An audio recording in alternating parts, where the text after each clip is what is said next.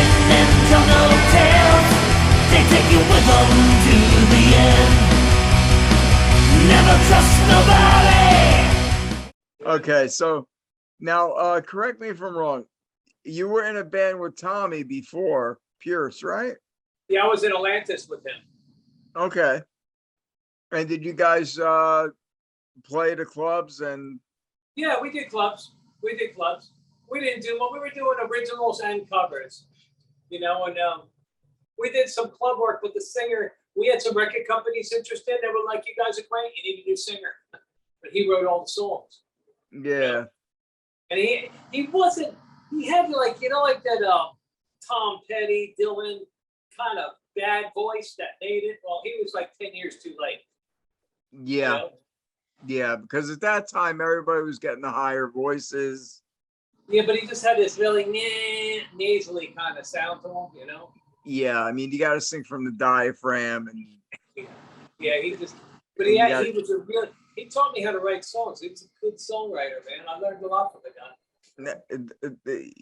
Your songs are undeniably amazing. I've been actually. Well, I was told something a long time ago. No matter who you play with, you're gonna learn something. You're either gonna learn what to do or what not to do. You know, you always learn something, whoever you jam with. You know. I was playing a lot of your songs for the guys in work, and they're like, "Who's this new band?" I'm like, "This is a buddy of mine from an old band, Pierce, and he's doing his solo material." And they're like, "My God, this guy's really good," and he's amazing. So at the end of the end of the interview, tell us the link, and is it on Spotify? I'm on Spotify. I'm on iTunes. I'm on everything. Well, Okay, cool. You could just Google my name, and Google will take you to it too. It's Okay, on cool. iCloud. It's on YouTube. It's everything. It's really amazing stuff. And when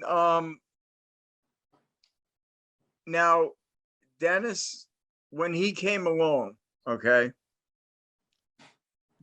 was he like the perfect fit? Oh, for the band? Yeah. Dennis was a great front man. He became really tight friends. Like, if you watch the movie The Dirt, it was kind of like me, Dennis, and Tommy, and Billy was like the Mars character because Billy was like the straight-laced one, and the three of us kind of went wild all the time. You know, Tommy was the bang, but the three of us, we just like to find girls and have fun. The harmonies, and I mean, you could definitely hear Tommy's voice on the harmonies. Oh yeah. Like on Run Silent, Run Deep, you know, and like Bound for Glory, you know, and all those songs. There was a song that really, I mean, I heard on Pierce too. I don't know if you helped, if you actually wrote that song, but it was called It's Only Love. I worked on that with Dennis. I think when we were first trying to write it, it was something with a bag of mushrooms and Puff the Magic Dragon. And then Billy put a guitar lick to it, you know? But yeah, that was a good song. I did the harmonies on that. I think that was mostly Dennis and Billy, that song. But everything we did, we all kind of, unless it was an old song, or there was some songs that were my songs and he just changed the words on Anytime You're Ready, Concrete Jungle. Those were songs I wrote. Dennis just changed the words to fit him, you know? I remember I was up at the studio, my band was practicing. And it was at the time when Dennis took the blonde streaks out of his hair. He went like all brown. Okay, and he actually took the blonde streaks out of the side of his hair, and he came up and he had this jacket on, and you guys were just recording Pierce too, and he was like, "Oh my God, Winter Witch is coming out great. It's like coming out great." And those songs like Shadows, Winter Witch, Blackmail,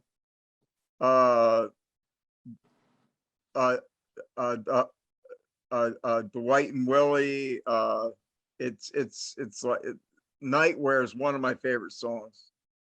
Now, like I said, told you, Nightwear, Howard Stern used to play that as an intro all the time on his show. Yeah. You know, and Winter Witch was written the same time as It's Only Love, and that was still with We Seen the Witch.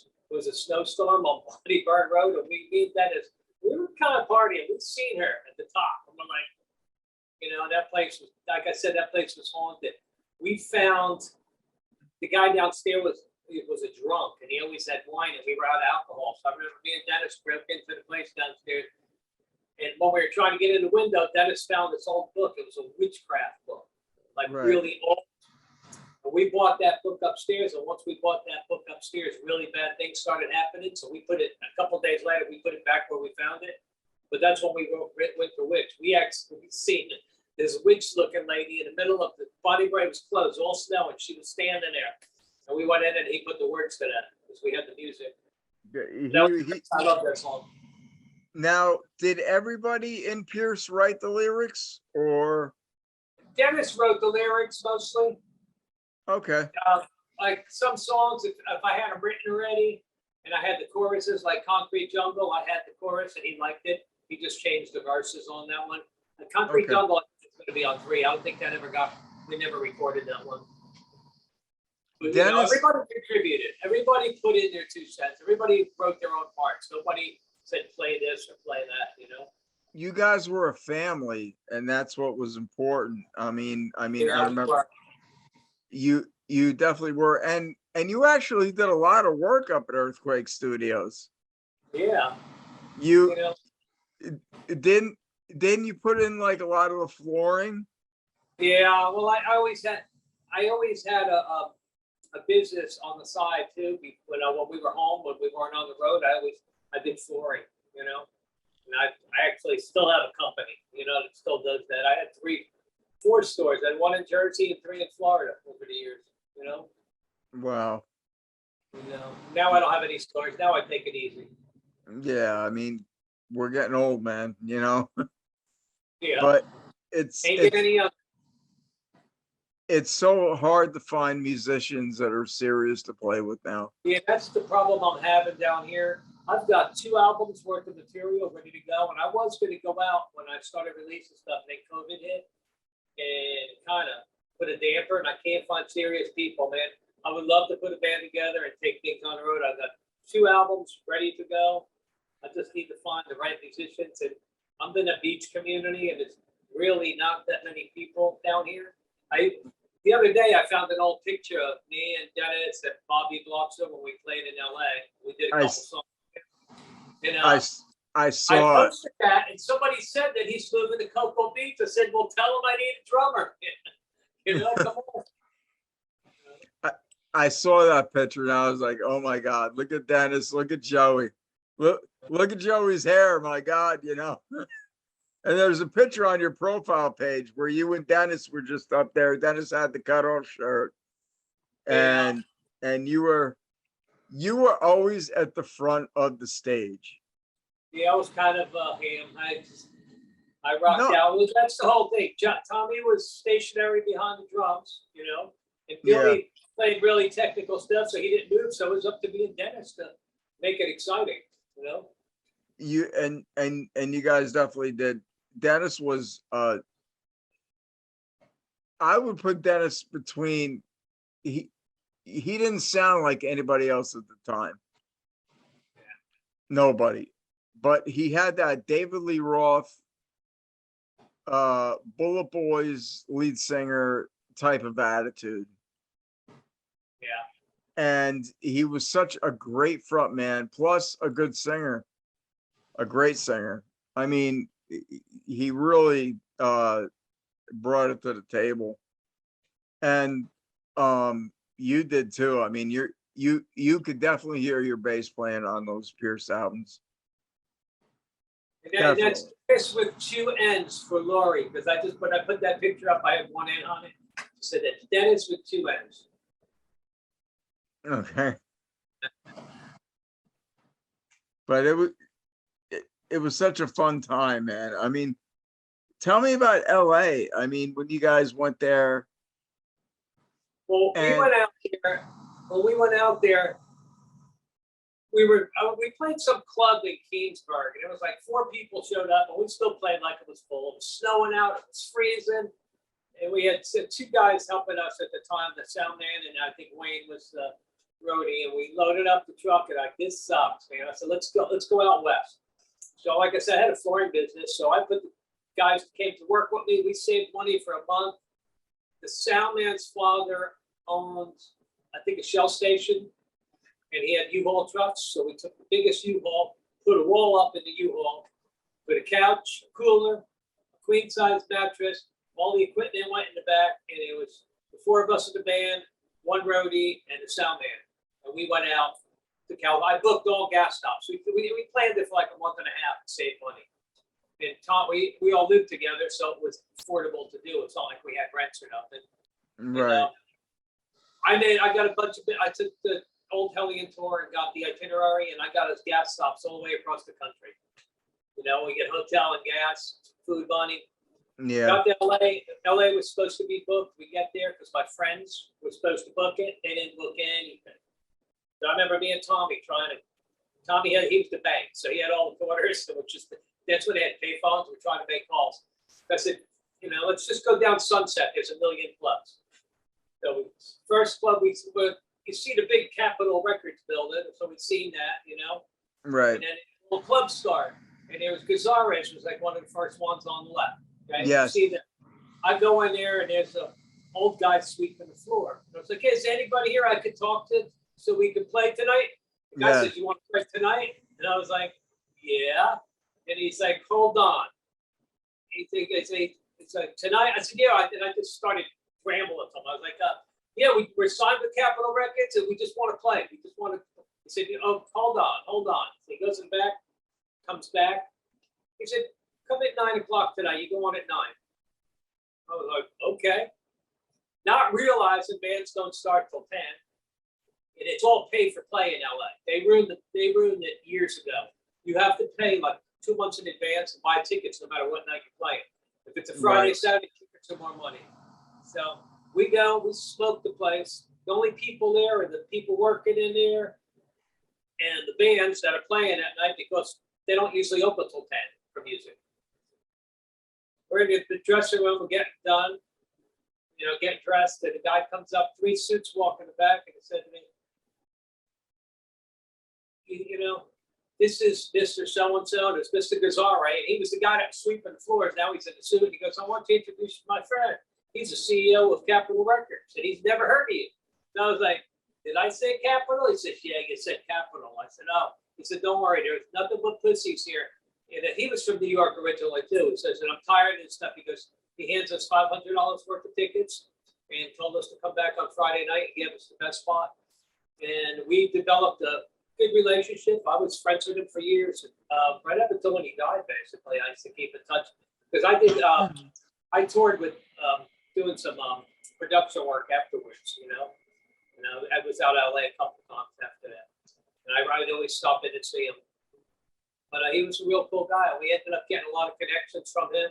And actually, I ran into an old friend of mine, Ron Jeremy, in there that I helped him. And he did our video. I came back to one night, and I told Tommy and them, I said, yeah, Ron Jeremy's coming. They're like, yeah, right. And I was like, no, he's coming to do the video. We were shooting the next day at the Waters Club. And I said, he's bringing Axl Rose's girlfriend. I'm like, yeah, right. Sure enough, he shows up with Axl's girlfriend, and that's the 2 that were in the video doing the backstage thing. Wow. LA was fun. We did Whiskey A Go Go then. That week we ended up doing Troubadour, Whiskey A Go Go, FM station. It was a whole bunch of places we did. You know, that Whiskey A Go Go was the open mic night. We just went up and jammed, and Bobby Blanco was there, and he got up and played with us. That's awesome, bro. That is so freaking awesome. I mean, but so you guys actually got to play with Bobby Blanco.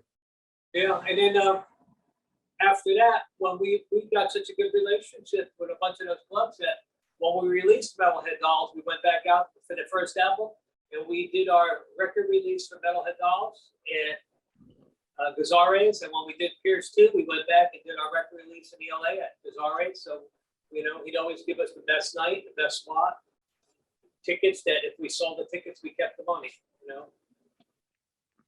That's awesome. We had a blast out there.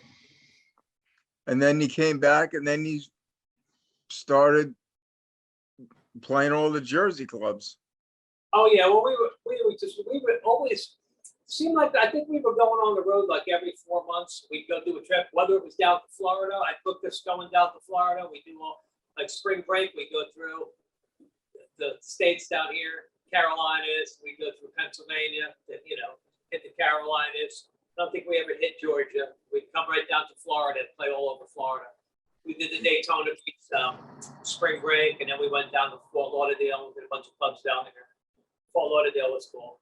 We always had a good time. You guys were such a great band. Billy was talking about,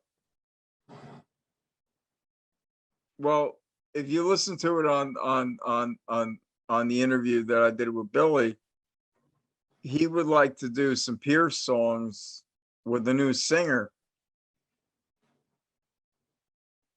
I don't know how that would work. It's not the same as the original. Yeah. I just don't think it would work. I mean, they did do like a little Pierce reunion back in like 2000 at a place in New Jersey in Linden called The Cup. And there was a guy, Bart, a friend of mine, Joey Moore, was in a band called Nemesis, and he was the singer for Nemesis. I remember him. Yeah.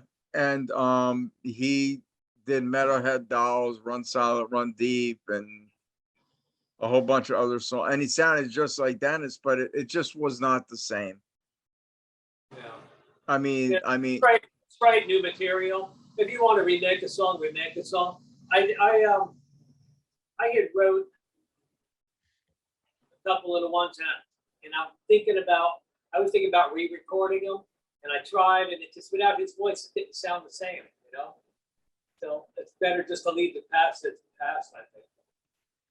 It says that this meeting will end in 10 minutes. Upgrade now to remove 40-minute time limit. What's that? Hold on.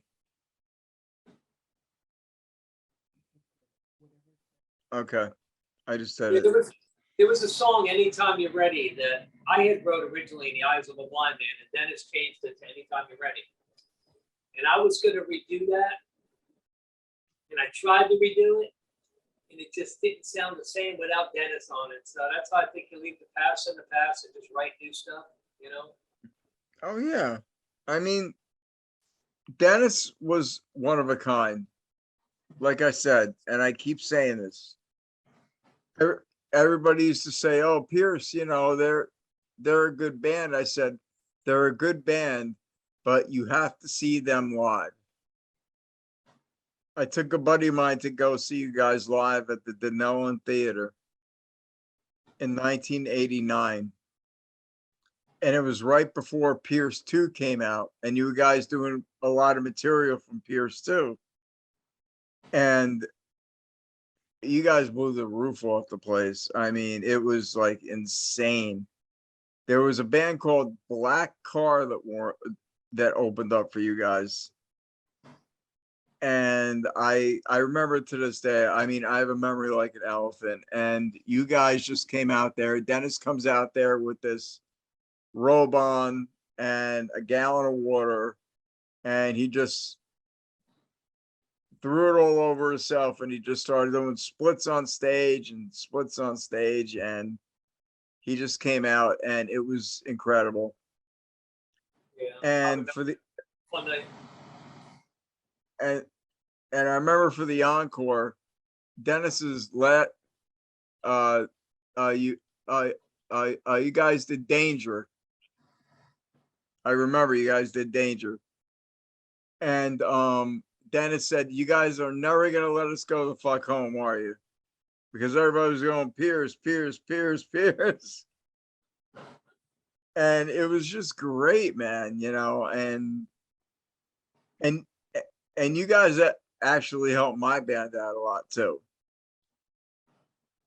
I had a guitar player who was always late. He was a half hour late. And you were sitting there, you know, you were hanging out. I don't know if you were smoking cigarettes at the time or whatever. But I said, this guy's a half hour late. I don't know what to do. And he's always a half hour late. And you looked at me and you said, fire him. There's a lot of guitar players out there. And my bass player did not want to fire him because he was good. He played like Zach Wild. And I said, you know, well, we can find other guitar players. Billy, we lost our singer for a while, you know, and I have a very high pitched voice. And we were doing Come On Feel the Noise, you know, and Mental Health. And Billy was there and he was watching us practice and he said, stop. Look at me. And he showed it, and Billy actually showed me how to work the stage. So you guys actually were like brothers to me, man. I mean, you guys actually helped me out in a lot of ways. And that's why the band I was in, Steel Pride, it actually formed into Ritual, and that's how we started playing the New Jersey club scene. And it just worked. I mean, of course I was playing drums, but my singer didn't have a high voice like I did, you know, so I had to do all the backups. But it was fun, you know. I mean, have you thought of doing any of cover band work? Yeah, I can't do that. Yeah. To me, it covers is, I know I was in a couple of decent bands and we toured, and to me, it's like working in a 5-star restaurant, you know, and then going to a diner, you know, it's just, it's not, it's like, I enjoyed what I did. I don't want to move equipment. I'm not going to play and then have to load myself out, you know? No. I'm not doing it, you know? I remember being in a cover band, you know, and this was like 2000. After my old band broke up, I'd be bringing the equipment in, loading up, setting up, and then you're doing 1 hour, like a 45-minute set, 3 of them, and then, you know, you take your breaks. By the last set, you can't wait to get out of there and get paid. And everybody's drunk and you're fighting to get paid. And it's just a pain in the ass. And by the time you get home, it's like 5 a.m. And when you're in your like mid-30s, you know, I mean, you've got a day job, you know, it's not like you're, you know, in your 20s anymore. I did a little, I tried to put a band together back in the early 2000s down here in called Bad Bird. It was a biker band. And I'll never forget, we were playing this one place, and we were mixing covers with some originals. And these rednecks walked in, the cowboys, and they said, what the hell is this, a bunch of scooter trash? And I was like, hold on. And I was singing and playing guitar, a little bit of keyboards, you know, we had 2 guitar players. I was doing acoustic if it needed it, or play keyboards or just front the band. They said, hold on, let me play a country song. So I did that Adam Sandler song from just by myself on acoustic, medium pace. You know, stick that bottle up your ass. Well, it sounded like it was country at first, and it broke out to a big barroom brawl, and people started flying off the stage. And that was the last time I tried to do cover stuff. Yeah. It was just fun, but everybody's like, free bird, you know, I was like, nah, it ain't gonna happen. You know? No, I that's why I got out of it. It got to be too much, you know, plus loading up and unloading, getting home at 3 a.m, having to get up and go to work, you know, I mean, it was just a big pain in the ass. But that worked out good for me because the guy called us scooter trash, and then the next night we were in a strip bar, and a guy had a problem with a girl, and he called her a gutter slut. I said, that's the name of my band, Scooter Trash and the Gutter Sluts. So that's when I put the band together. That's who was doing the music. I was doing a TV show. We were doing a pilot show, and they were doing a story about me. It's a whole. I've been in a biker club for 20 years. Right. The world. Brothers, and we did the Gangland on History Channel, Made in Blood. It was their highest ranking show ever, most downloaded show. So Discovery came and wanted us to do a series on Discovery, and then Hollywood ruins everything, and they made up some fake stories, and then the club got pissed off, and I had a real story, and I was supposed to go in on like the fifth episode. I started to just have little parts in the beginning, and basically this club pulled the plug on it because they were making up like total stuff that was ridiculous, And these guys were going, they all got thrown out of the club for doing fake stories, basically, But off of that, I got people interested in me to do a story about Scooter Trash and the Gutter Sluts, going around doing bike leagues, girls on poles, rock and roll. That's the music that you heard, my original stuff. That's what I was writing it for that. I have a whole bunch of stuff written. Actually, my plan was we were going to do a TV show. Yeah. And then in the middle of shooting, my kid's mom died in the middle of shooting, and that kind of it kind of ruined it. All of a sudden, I'm a single dad, and I had to raise a kid. And she was a big part of the story. She was half my age, and so there was no drama left in it. And we stopped doing that. But I mean, I wanted to take it to Broadway. The biggest play was West Side Story years ago about gangs. It's going to be about gangs. It's going to be a rock opera about gangs, motorcycles. Motorcycles are big. Most people that buy Harleys now, they're 20 grand and up. You can't. It's not like when you were a kid, you get one for $2,000-$3,000. So exactly. It was a good thing. I had that. I didn't write out the whole thing. I got the story. I got the songs. If anybody has money and wants to back me on it, give me a call. So, okay, like getting back to Pierce, who was the first one to really leave Pierce? I mean, I was looking back at it, I should have held out, but there was a lot going on at the time. Right. Right before the second album came out, we needed management. I got us a management deal with Norby Walters. He was real big. He did Aerosmith, Michael Jackson, Janet Jackson at the time. 2 weeks before Pierce 2 came out, I think we signed with him. Within a week, he made the front of the papers. He got arrested. I'm not sure if it was for fixing the college draft and threatening Michael Jackson's life, but everybody in his office just disappeared. Nobody wanted, there was racketeering charges. So Pierce 2 came out, we had no management. So last minute, again, I had to book our tour out there. Luckily, we knew a bunch of people, so we got all the dates we wanted, Yeah. We played a lot of those places, so we had a pretty good name. So we did that. Right before we were ready to leave on tour, I got a call from Chris Carter, who worked for Ronnie James Dio, EG Management. And when I was with Hellion, we were managed by EG. And they were putting a reunion tour together for Dio, and they asked me to come out. And they were interested in me playing with it. I had to audition, but they just seen me at FM station. They knew what I played with. I was the same size. I knew Ronnie. And I passed it up because I wrote a lot of material, and we were like family, So I didn't go on that. So that was kind of leaning on me. And then when we went on the road, we had a couple episodes. Dennis's drinking got out of hand. And one night he left the club with somebody and never showed up for sound check.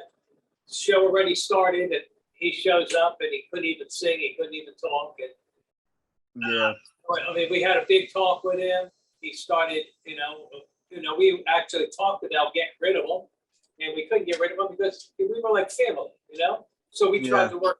We tried to work through it, and he was better for a little bit, and then he started drinking again. And I said, the next time this happens, I'm out. And I think we played a place in Staten Island. I got there, and I drove separate, and they were all drunk. You know, he was drunk.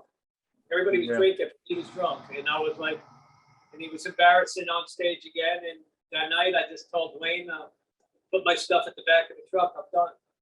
Looking back at it, I think I left too early. We had a good thing. We were like family, but I don't know, when do you call it, when do you know if the boat is sinking or not to jump off the ship, you know? So you guys kind of reminded me of like,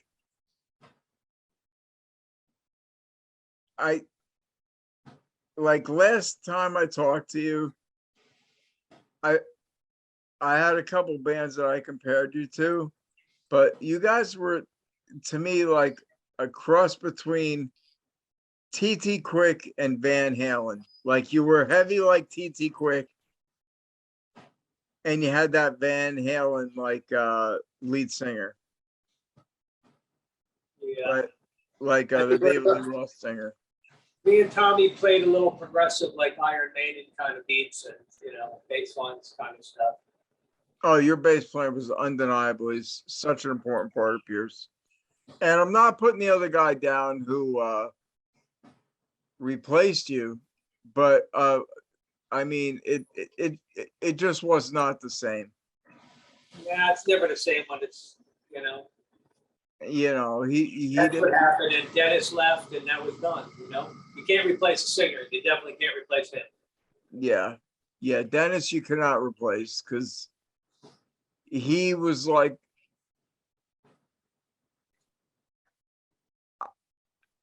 better than David Lee Roth in my eyes. And then when Dennis, we didn't talk. I didn't talk to anybody for like about a year after I left. You know, and I understand it was like breaking up from a marriage, you know. And like I said, I wish I would have stayed longer. I wish we could have worked it out, but we didn't. And Dennis called me about a year later after he had an accident, and they threw him out. And I had a flooring store in Total in New Jersey at the time. So I just said, screw it, man. I put my money in. I was doing really good, you know. And I was just done playing for a while. And Dennis came to work with me, and I taught him the trade, and he ended up going on his own business. And up until I think the day he died, he had his own flooring business, you know. And we became really close friends after that. Again, you know. I mean, everybody. We were actually just in communication right before he died. We were gonna do a remake of that song, Anytime You're Ready. He loved it, and it was a great song. We had a recording of it. I think there was one sour note on guitar in it, and we were going to redo it. And then COVID hit, and we never got to the studio. And I wish I would have went down and seen him. I didn't realize he was that sick, you know. Yeah, I know. He was such a good person. He really was. You guys had a lot of like material that was never recorded. Am I correct? Oh yeah. Because I remember going into the studio watching you guys practice. There was a song called like Over the Rainbow or A Fallen Rainbow. Yeah. And it was like, oh my God, this would sound great recorded. I mean, it would have been bombastic. And then there was a song, there was another slow song that you guys did. I remember you guys doing, and you know, I mean, I guess there were a lot of songs that were like pushed to the shelf. And like I said, you guys really, everybody in Pierce helped me out, and Tommy is just a class act guy. Tommy is probably the nicest guy you'll ever meet. You know, I'm coming up in July, and we're all going to get together. You know, I told them we'll be up there probably 4th of July week. We're coming up. Yeah. Cool, and I'd like to show up. Yeah, we'll probably go see him at a show. You know, because he plays all the time in his cover bands. Oh yeah. That's what he does for a living. I mean, he gigs every weekend. He was telling me last time he'll play like uh 2 gigs in one night, Yeah. plus his drum lessons, plus everything. I mean, that's how he makes his living, plus his little side job, and he's doing very well. Yeah, we've seen him this summer. I still have family up there, so we go up in the summers. We go to Jersey Shore, so me and him met up in Seaside Heights, and his kid and my kid, they went on the rides together. And we just sat around and talked. It was great, And he's such a great guy, I mean, every time I see Tom, he's like, "Hey, Tom, Nilla, what's up, man?" And it's like, he's got that voice, and it's like he doesn't forget where he came from. I don't know, man. He's definitely a fun guy to hang out with. We go way back, And he used to give my band a lot of breaks. Like if we were short, he goes, just pay me next time. Just pay me next time. And then I'd go to give him the money like the next time, and he'd say, "Don't worry about it. You're here every weekend." That's what kind of guy Tommy was, And I remember going up to the studio with Dennis, drinking, partying. That studio, that place was a one of a kind place, I mean, there was girls coming in there 24 hours a day, different shifts. It was that was a fun place to live. The thing with Earthquake is it was, even if you weren't in Pierce, everybody was family. Joey Moore, there were other bands that came up there. Everybody, kid, man. I like Joey a lot. I felt bad when I heard that he died. It was terrible. Yeah, it was very upsetting, and he actually quit smoking about a year and a half ago, before he started getting the symptoms of cancer. Oh. And it really hurt me because, I mean, I've known Joey since I was 14. Right. Yeah, I mean, he was in bands like Necrophile. He toured Germany. He was in like a couple of other bands, DTA, Nemesis, with Bart, of course, and monster drummer. And besides that, he was just a good human being. And he actually let me live at his house when I had no place to go, when I was down and out back in like 1988. And he was just a great guy. And it was very sad to hear him pass. Yeah. But he had a wonderful wife, and she stuck by him through to the end. And it really hurt everybody. It really hurt everybody. And like I said, he was a monster drummer. He was, I think the last band he was in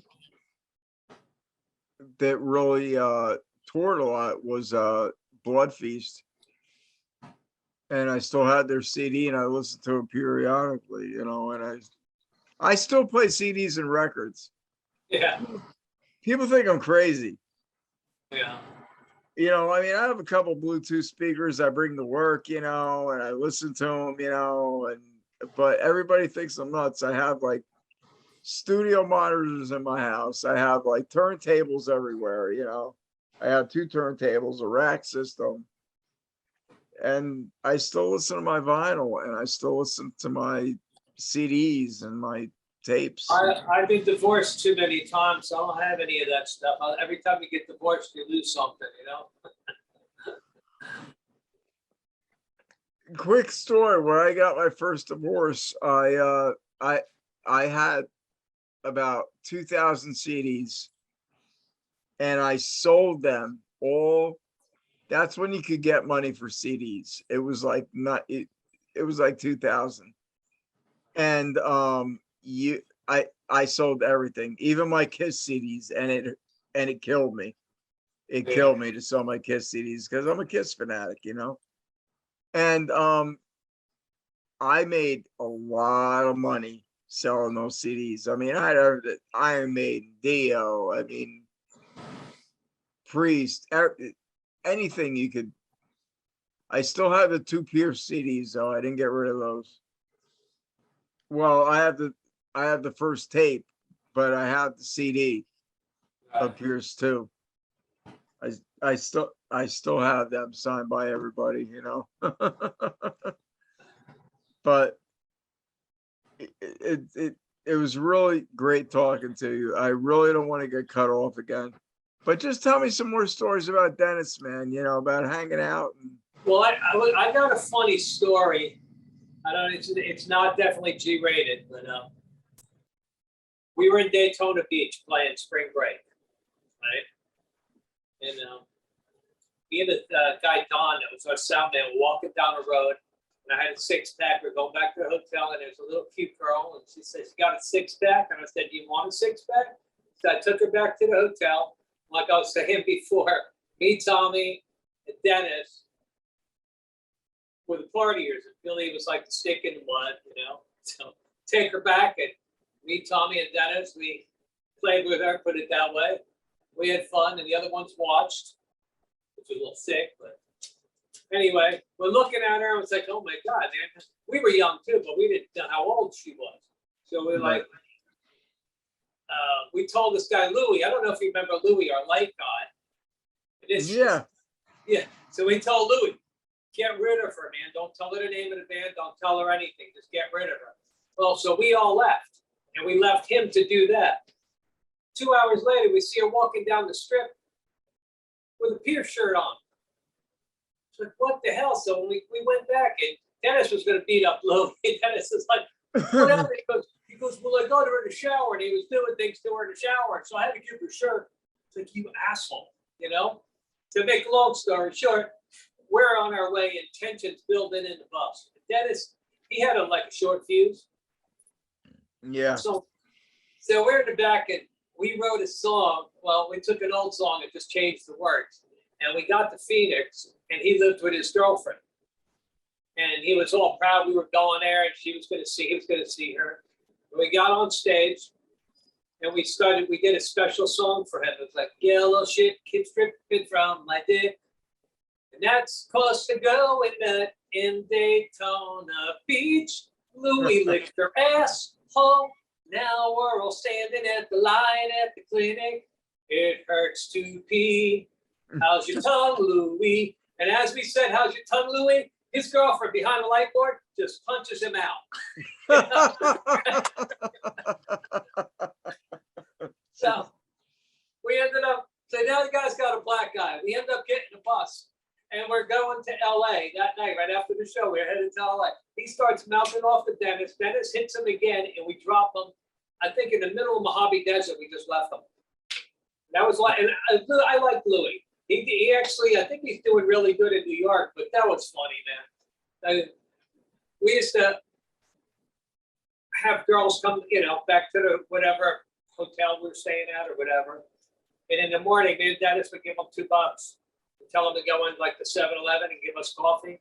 And the truck would pull away and we'd all wave to them, you know. But it was like, we were like a Spinal Tap, but the real thing. Yeah. Oh, yeah. Like, the stories, man, it's I'd love to write a book on it because it was funny. We were like a low budget Motley Crue, you know what I mean? Because it was just all stupid stuff, and every night we got into something, you know. I think you guys are kind of more talented than Motley Crue. No, but I mean, like they're at the things they did. If you watch the Dirt movie, yeah,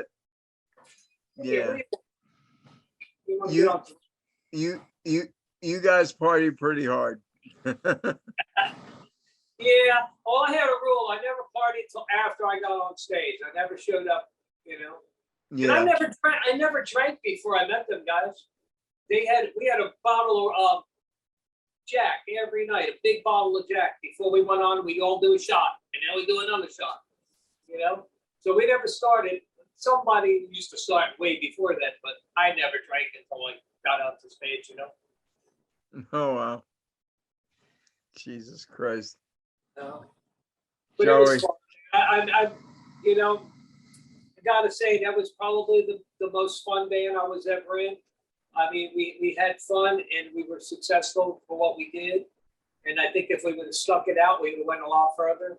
Oh, definitely. We were young and, things happen. Hey, it's like a marriage, things break up, but eventually you meet up again, and you, Billy and Tommy, are close, and that's what's really cool. I mean, you guys respect each other, and it's still a brotherhood. Yeah. And that's what's really cool. I see a lot of bands like my cousin's band, American Angel. He played on the first two records. A lot of them don't like each other. They don't talk to each other. PDD does not talk to Rocco.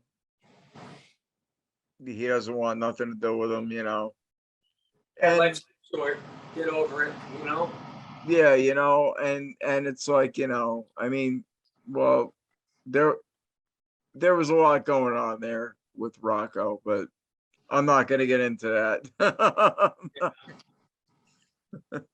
But man, it's like, I mean, I still talk to my old bandmates, and we're good friends, and we had a good time together. Right. Sure, you're gonna fight, you're gonna argue, but it's like a marriage. It's like anything else. It is. I've been basically self-employed most of my life. And I've been divorced 3 times. It's kind of hard for me to stay in a relationship. That's why I work for myself. Yeah. But I'm trying to find people to play with. And I'm like, if you got something good, bring it to the table. It's just everybody down here wants to party all the time, And I'm over that part of my life. I don't even drink anymore, Yeah. Drinking has a total different effect on me than it did when I was younger. Oh, yeah. If I drink, I got to sleep for a day. Oh, yeah. Yeah. It's our bodies saying, that's enough, man. Hey, I mean, man, we made it this far. A lot of people can't say that, so Definitely. I mean, who was the guy from Cinderella who just died? Jeff LaBar? Yeah, Jeff was a cool guy, man. We seen him out in we did some early shows with them. But then me and Tommy seen them out in LA one night, and we hung out with them up, and they were cool. They were cool people. They didn't forget who they were, I thought they were a great band. I really did. I liked Cinderella. I really did. I thought they had a heavier edge with that glammy, but they always. I was into Rat. I was always into the heavier stuff like Dio, Maiden, stuff. Of course, Kiss. I was always more into theatrical rock like Wasp, Bowie, Alice Cooper, and I'm starting to get into. There's a band called. Have you ever heard of Ghost? No. Check them out on YouTube. They're actually pretty good. They dress up like in makeup, and they go out there, and they just check them out on YouTube. They're really good. They're a great band.